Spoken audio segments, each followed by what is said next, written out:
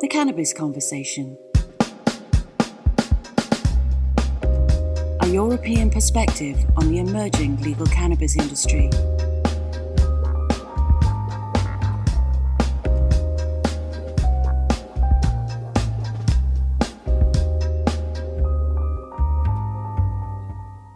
Welcome to the Cannabis Conversation with Anuj Desai, where we explore the new legal cannabis industry by speaking to the professionals that are helping to shape it. On today's show, I have Ryan Douglas. Ryan is a master grower and an expert on cannabis cultivation. He's formerly of Tweed Inc., which was the former name of Canopy Growth, so has a huge wealth of experience in this area. Welcome, Ryan. How are you? I'm doing great. Thanks for having me on. Yeah, pleasure. Where in the world are you today? So I am in a city called Manizales in Colombia, South America. Oh, wow. Cool. And how has lockdown been over there? Pretty strict. Actually, I'm a little bit bored, but not too much we can do. No, you're right. I think the whole world is having that, really, aren't they? Cool. Well, look, I'm really excited about this show because I am, as you'll soon find out, no botanist, and I'd love to find out more about growing because it frequently comes up and it's quite a complicated area, lots of different variables and lots of different ways to do it. So it's a privilege to have an expert on to talk about this. Excellent. It's my pleasure. No, great. Cool. So growing 101, let's say. Let's start with a really easy one. What are the main ways to grow, the different methods? Sure. So we could probably break that down into two different methods, so hydroponically and organically. So hydroponic production is when you grow a plant in a medium or a substrate that actually doesn't have any nutrition. So it's a material like cocoa fiber or peat moss or even pebbles. And so what that material does is it provides support for the plant. So the roots can have a nice strong root structure that support the weight of the flowers.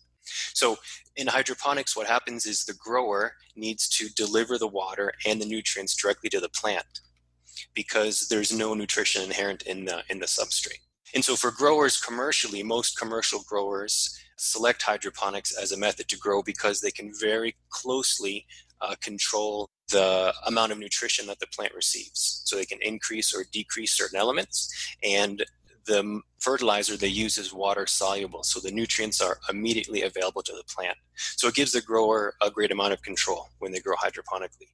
The other way to grow is organically. And so that's when the substrate has the nutrition that the plant needs. And so the plant is going to grow roots that search not only for water, but nutrition as well. Fantastic. And sorry, with the latter one, is that substrate, what types of substrate could that be? Yep, so it's a mix of soil and composts. So in organic soil, typically it's referred to as living soil because as farmers, we provide compost to the plant, and then the microorganisms in the soil actively break it down, and so nutrition constantly is being released to the plant. So it's a mixture of soil, topsoil, loam, and compost. Right. Fantastic. Okay, so that's the main sort of growing methods. Yeah, I mean, you kind of talked about a couple of them, but what are the sort of pros and cons of each of those? So in my line of work as a consultant, I work with commercial grow operations. So these are really large farms or greenhouses or indoor production sites.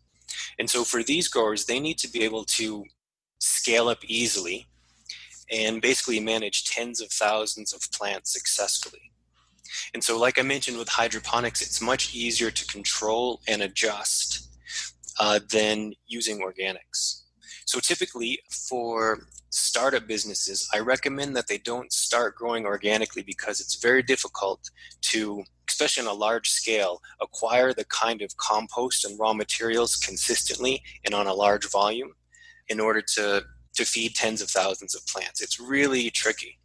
So hydroponics typically is simpler, it's easier to control, and the plants generally grow faster and yield more in a hydroponic system than in an organic system.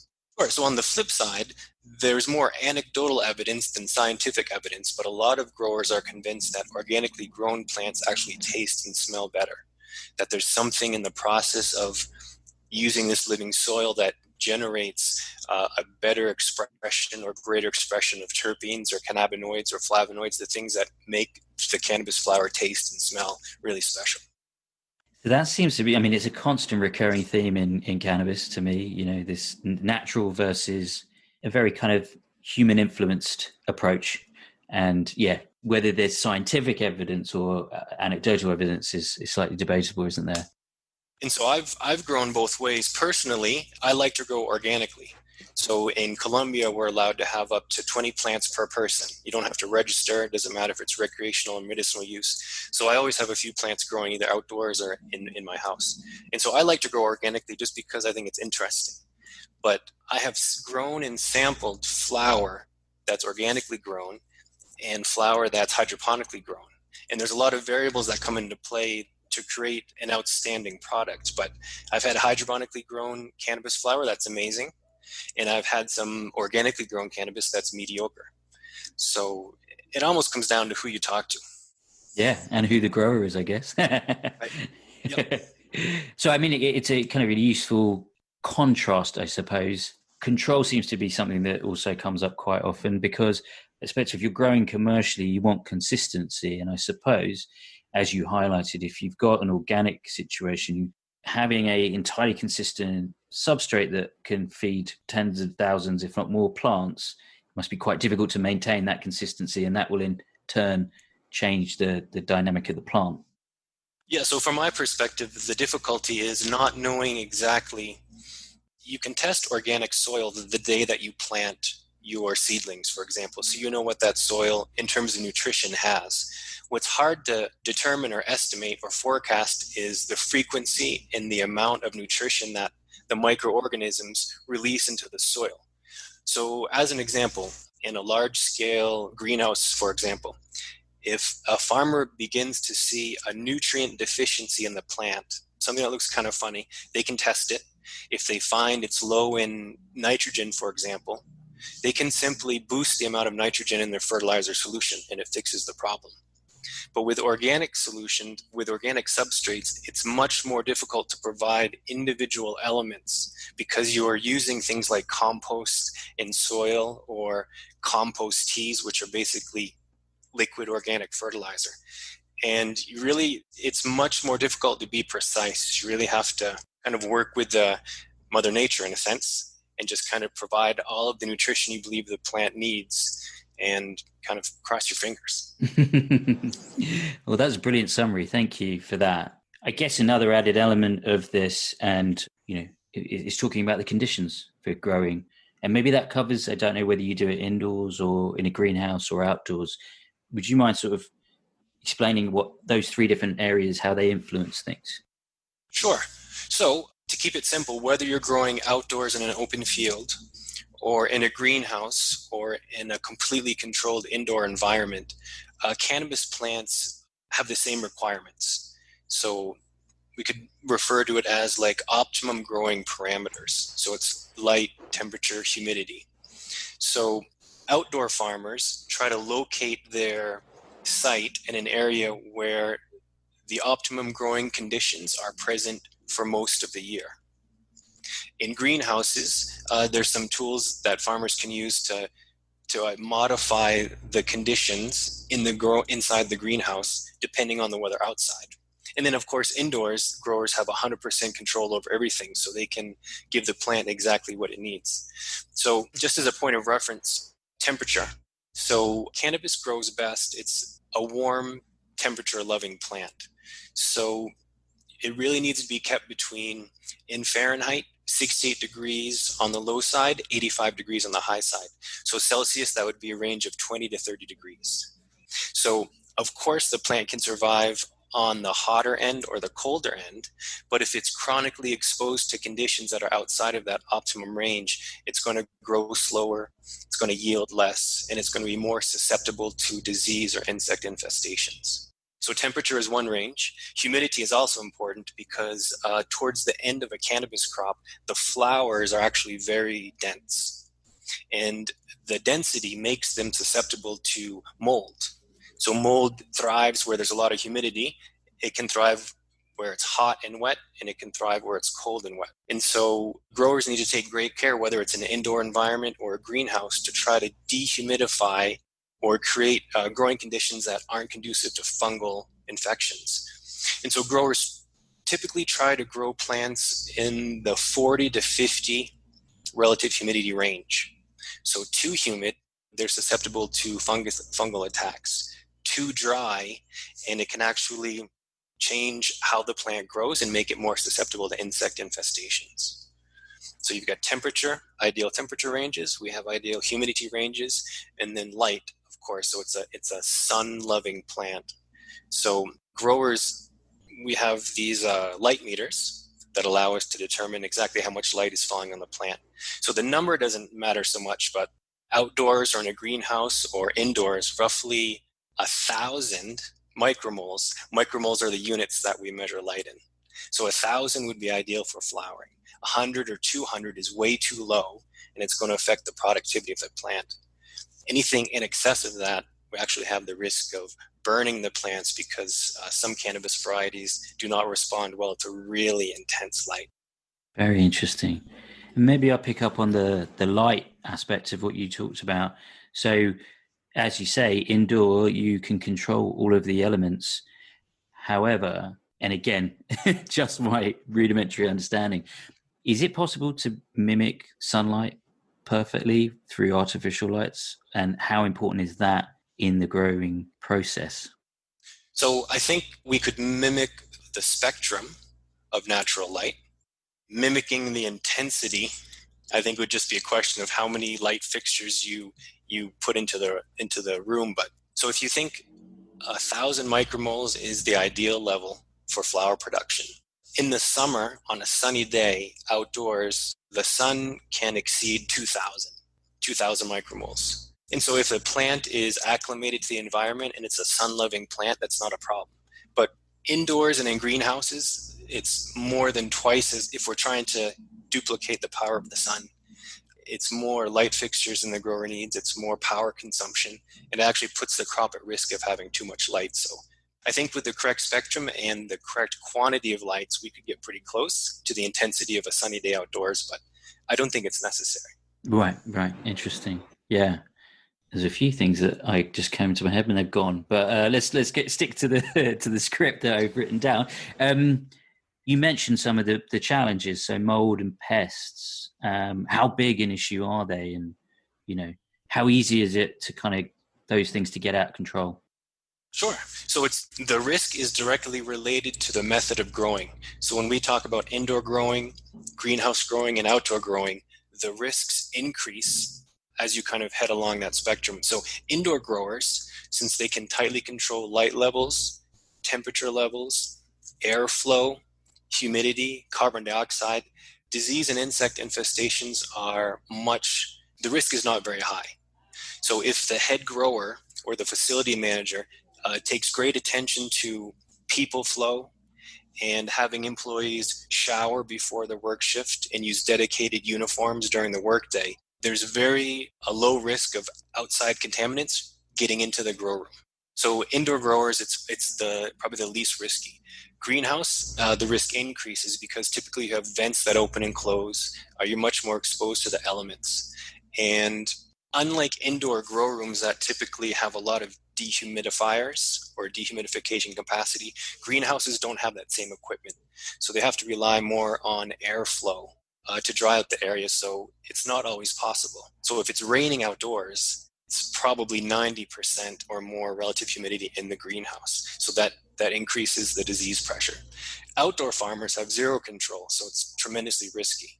So in parts of the US, as the fall approaches, fall is when most farmers harvest their crops. But sometimes what you have is decreased temperatures and then a lot of rain. And so if those factors come together and you're about to harvest your plant, it actually can be pretty devastating. But otherwise, in places like where I'm in Colombia, the goal is to try to plant crops so the harvest falls between the rainy seasons.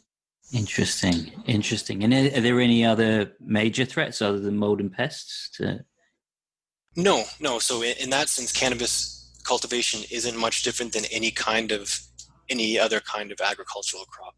So much more control indoors in the greenhouse, but outdoors, besides the nutrition of the soil and the availability of sufficient water to irrigate it, if the temperature and the sunlight is there, the biggest risks are insect and disease. Right. Interesting. So we're going to talk a bit about sort of the specifics of growing, but more bigger growing stuff. But just before we move on to that, I always hear about stress being something that is a factor in cannabis growing and particularly around the flowering, if I'm correct. You need to stress the plant basically, and maybe that's done through light or not light. Can you explain a bit about that? Yeah. So there's a lot of opinions about that out there.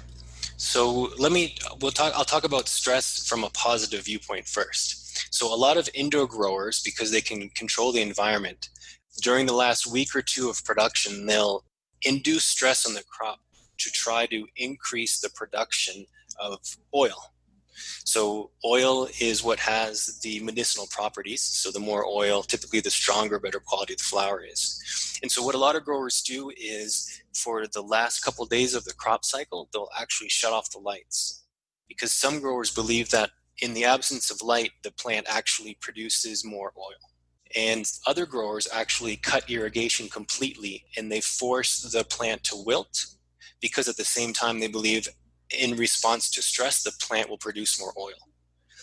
And so if they've had a successful crop cycle up until the last week of harvest, if everything looks good, they'll cut the light, cut the water, sometimes they even lower the temperature, a number of different stresses just to try to get that flower to excrete more oil right before the harvest. So in that sense, I think it's kind of a low risk way to induce stress to try to get the plant to produce a little more of what we want. Mm-hmm. But what you mentioned just a minute ago was forcing the plant to flower by inducing stress. So that may be true, but on a commercial level, it's very risky, because when we induce stress early in the plant cycle, in the life cycle of the plant, it can result in some undesirable results, undesirable effects. So one of those is the production of hermaphroditic flowers. So most cannabis plants are either male or female. And so growers are only interested in the female plants because those are the ones that produce the buds, right? And so that has the active ingredient that we're after. But naturally, in nature, if a plant senses a stress like drought or heat or any kind of stressor, it forces it to grow male flowers so it can seed itself and survive whatever that stress is. Is that particular to cannabis, or is that lots of plants do that? Well, some plants have male and female flowers on the same plant naturally, and others are either male or female. So I couldn't speak, I don't know enough about other species of plants to say if that stress would induce male flowers. Sure. But for a commercial grower, the risk is that if one plant grows some male flowers as a result of stress, and that plant is in front of a greenhouse vent, or if it's in front of a fan in an indoor site, that pollen can spread and pollinate all of the plants, hundreds or thousands of plants. And so as a producer, once a flower is pollinated, it changes the whole physiology of the plant. So instead of growing more and more flowers, it concentrates the energy on producing seed. So you get less flower production, and typically it's less effective. The levels of cannabinoids are less. So if you're inducing stress in a crop to try to encourage more flowers, you run the risk of hermaphroditic plants. But also, anytime a plant goes under stress, it slows the growth and it exposes it. It makes it more susceptible to disease or insect infestations, because insects and diseases typically attack the weakest plants. And so that's why I would never recommend to a client, a commercial grower, to stress a plant to try to encourage more flowers. It's just too risky. Mm-hmm. During that last week, like I mentioned earlier, I think it's perfect to experiment with that. But if we've got tens of thousands of plants and we have a pretty strict production schedule, it's just too risky. Don't get greedy is the is the phrase. Yeah, exactly. Cool. Exactly. Well, that's brilliant. And again, just last question on the actual plant. So within a single plant, because they can grow very tall, the buds at the top of the plant can they be significantly different from the buds at the bottom in terms of cannabinoid profile and things like that? Sure. Yes. So if the plant has not been pruned, if it's grown naturally, typically the top flower is going to be larger. It will ripen faster than the flowers on the bottom of the plant, and you can expect some difference in the cannabinoid content. So you're absolutely right. And so in that case, if you've got that, is there anything that stays consistent between those top buds and the bottom buds? Is there perhaps the cannabinoids a bit different, but the terpenes are roughly the same? Or what makes it related and stops it from being just a completely different bud, if that makes sense? Well, so the biggest difference is, I think, light exposure helps the flower to mature quicker. And so the flowers, the part of the plant that receives more light, the flowers are going to grow bigger and they'll ripen quicker. And so the ones that are kind of tucked under the plant canopy, there's more shade. And so they're typically less mature at harvest time. Okay. So as commercial growers, we need to kind of find the balance between letting the top flowers go to mature or harvesting where the majority of the flowers are immature, if that makes sense. Yeah. So what growers can do is actually implement preventatively a pruning schedule where instead of having one massive flower on the top and a lot of small flowers on the bottom, if it's pruned correctly, you can end up with a plant that's completely uniform, where every flower is more or less the same size. And so it makes harvesting much easier and the consistency of the crop much better. Right. That segues very nicely into my next question then. How different is it to grow at scale? And, things like that, I assume, if you're pruning, that involves a lot of kind of man effort, if that's the right word to say, but needs a lot of kind of human resource to actually do the pruning. And obviously, if you've got huge fields or huge buildings full of it, it's going to be quite a big process. Yeah, so actually there's a lot that's different between home growing, a couple dozen plants, and commercial production of tens of thousands. So you're absolutely right. When you're home growing, if you have 10 plants, for example, every single one of them can be a different variety and have a different growth structure and a different flowering time. Because it's a hobby, it's a garden, there's one person that can give a lot of attention to each individual plant. But when we're looking at tens of thousands of plants, it's just not feasible. So the secret to being able to cultivate on a large scale is you've got to be consistent with the variety. So you're growing a lot of one variety in an area. So you can go down the row or go down the table, and on your production schedule, you know that on a certain day, everything's going to get pruned. On a certain day, everything gets de-leafed. On a certain day, the flowering is initiated, and the irrigation, the fertilizer, it's all very consistent. So it's kind of like the goal is what you would do to one plant at home. Now you've got to kind of change the thinking and be able to do that to 10,000 plants all at once. So even though it's the same plant, it's oftentimes a different skill set. And so as a consultant, one of the biggest problems my clients have is that they hire for experience. So they hire people that know a lot about cannabis, but 10 plants at home versus 10,000 plants in a greenhouse is such a huge jump that even though someone knows a lot about cannabis, what they oftentimes lack are people management skills or facility management skills or production planning skills. And that's as valuable as knowledge about cannabis. Yeah, I mean, that's a huge topic in itself. I think just the sheer number of variables and the things that you need to look after. And as you say, the consistency of kind of doing it as much as you can at the same time is 10 versus 10,000 is a different challenge, right? Sure. Yeah. If you think most home growers usually take care of their plants by themselves, but now on a commercial scale, there's no way one person can do all that work. So you've got to do that through other people, sometimes dozens or hundreds of other people. And it takes a lot of planning, and it's a very special skill set. It's not everyone can do it successfully. Yes. Which is why you're the expert. Okay. So, clearly as this is such a new industry, growing it at scale and that businesses are allowed to around the world now, there must have been a transition from the kind of small personal grows to the large scale. What sort of mistakes and lessons did you learn, when moving your expertise from that small scale to big?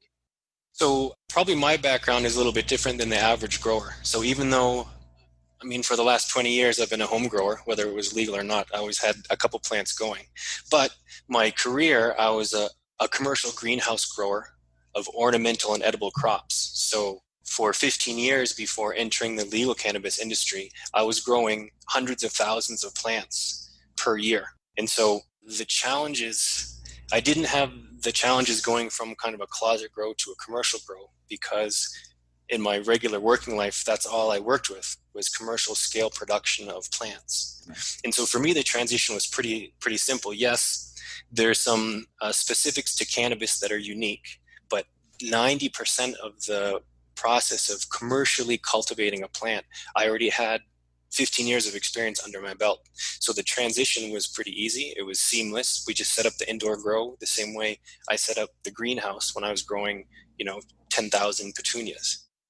So, yeah, right. Okay. So that's really interesting that is a significant part of what you look for. So would you say that in if you're looking to hire people yourself, are you drawn to that big cultivation experience versus if there's a trade-off versus the real cannabis experience? Right. So that's actually one of the most popular topics that I consult on is hiring, identifying an appropriate head grower. So even if you find someone that's the perfect employee that knows something about cannabis, they're very passionate and willing to learn. The problem is that grower is going to learn. The learning curve is going to be long and expensive. So the grower is going to learn at the same time the company is learning. So it's very possible to train a home grower how to become a commercial grower, but it's going to take a while and it's going to be expensive for the company. So when commercial companies are looking to hire head growers, I always point them in the direction of flower growers or vegetable growers, people that have a decade of experience growing hydroponic tomatoes, for example, or cut flowers or potted crops, because in my experience, it's a lot easier to teach a commercial grower how to grow cannabis than it is to teach a home grower how to become a commercial grower. If that makes sense. Yeah. So certainly the right kind of person can learn, but it's just a question of time and the expense. Yeah. So for companies that are, they've got the license, they have the funding, and coming to market quickly is important, I would recommend hiring a commercial grower from traditional agriculture and then just supplementing their knowledge with either a home grower or cultivation consultant like myself. That's one of the most efficient ways to really launch a business successfully and quickly. Really interesting. Okay, cool. Well, then maybe that also leads into the next question quite nicely, because it's often said, obviously in Canada, there's been a huge boom and everyone wants to cultivate and there's probably too much cultivation, but it's often said that a lot of the cannabis that's grown in Canada hasn't been to a good enough standard. In what way would you say it hasn't been a good enough standard, and what are some of the reasons for that? So I haven't been in Canada since beginning of 2016. So I haven't sampled any product from any of the licensed producers. But having worked in Canada for 3 years for a licensed producer, I could speculate onto what could cause the quality to not be there. And so one, I think, would be the genetics. So there's no amount of money you can throw at a plant to make it better if genetically the potential isn't there.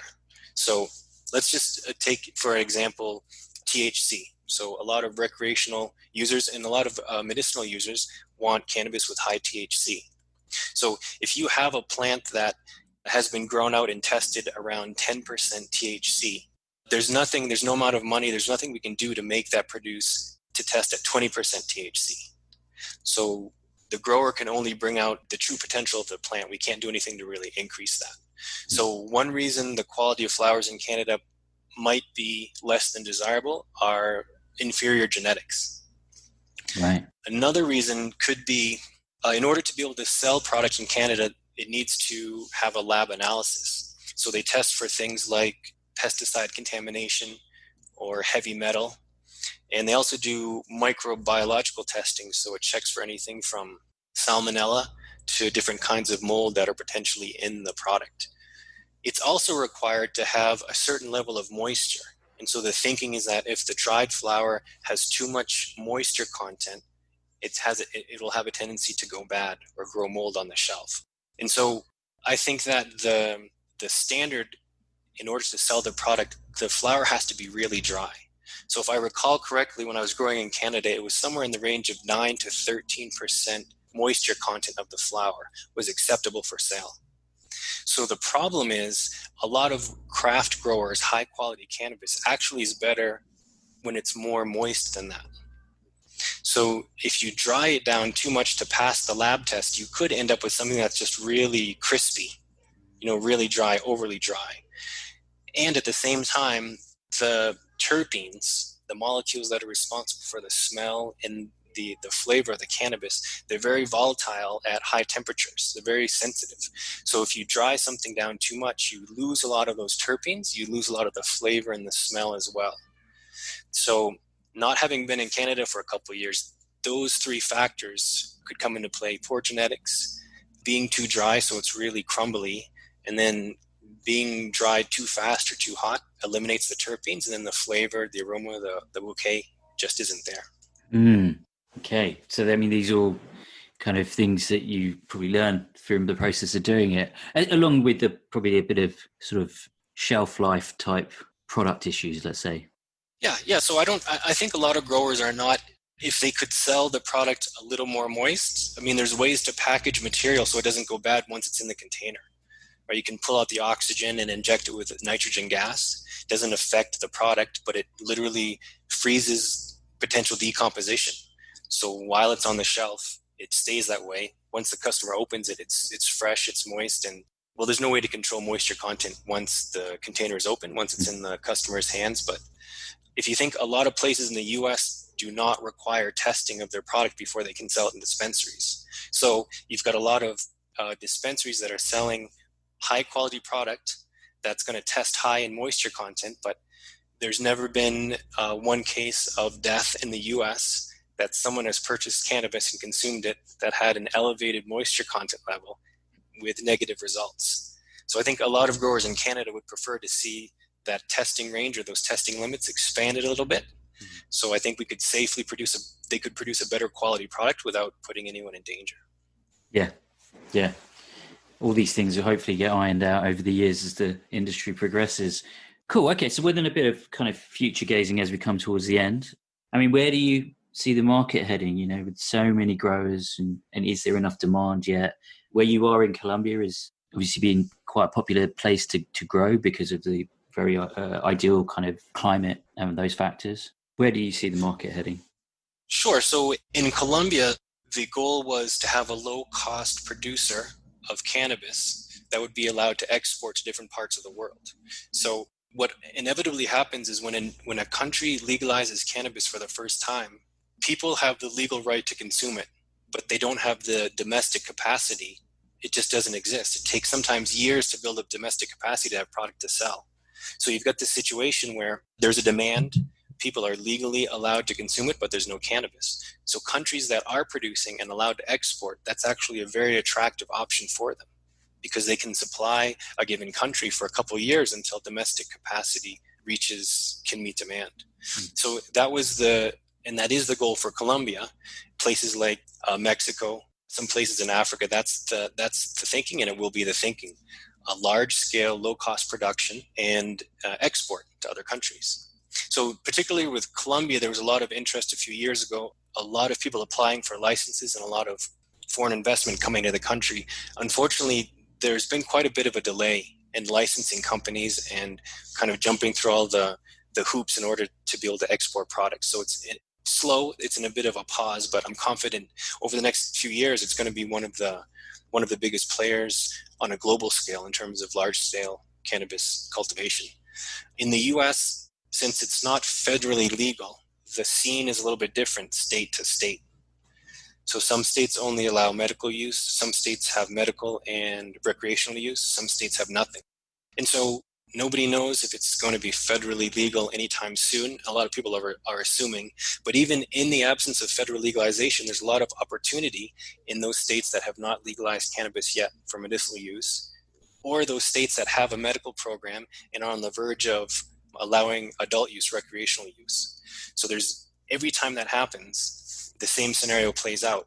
The first day of legal sales, we see on the news these lines of customers around the block of a dispensary, and the dispensaries sell out within like 3 weeks. Mm-hmm. They have to protect the inventory to maintain their medicinal patient base. So they can't take inventory from them to sell to the recreational adult use market. But inevitably, the demand is always more than the supply.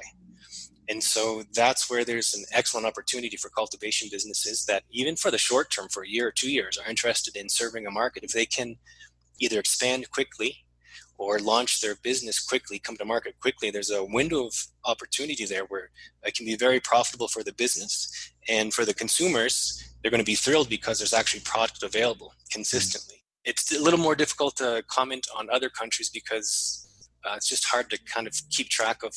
It seems that it's always one step forward and two steps back. People get really excited, and then laws don't get passed, or it's a bit difficult to comment on other countries around the world besides the US or Colombia where I am. Yeah, no, that makes complete sense.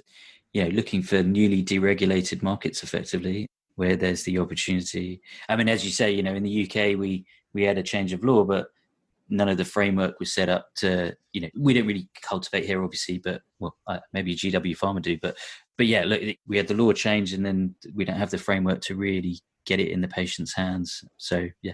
So, yeah, that's a perfect example. So I'm confident on a global scale, we're all heading in that direction.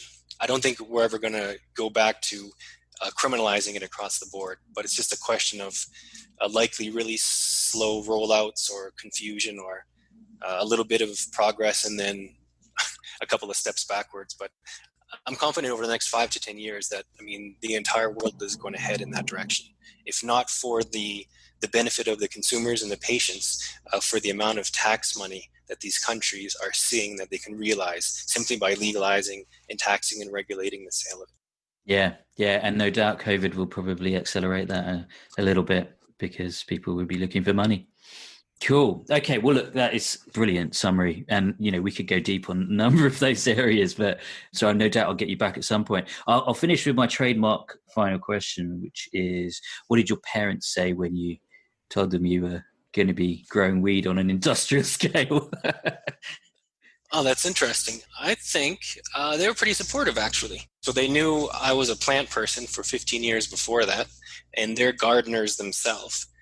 They're not cannabis consumers, but they're gardeners. So they like plants. And once I landed the job in Canada and we got production rolling, I invited them up and I gave them a tour of the place, and they were fascinated. So it was a little bit surreal kind of walking my parents through all these grow rooms full of cannabis, but they were fine with it. They're down with it. Yeah, fantastic. I love hearing stories like that. Cool. Well, Ryan, look, thank you. Really fascinating chat. And, I've certainly learned loads as well on that. So again, we would love to have you back at some point, and we can maybe explore one or two of the areas that we talked in a bit more depth. Great. Yeah, I'd love to come back. Cool. It's my pleasure. Brilliant. Cool. Thank you, Ryan. Absolutely.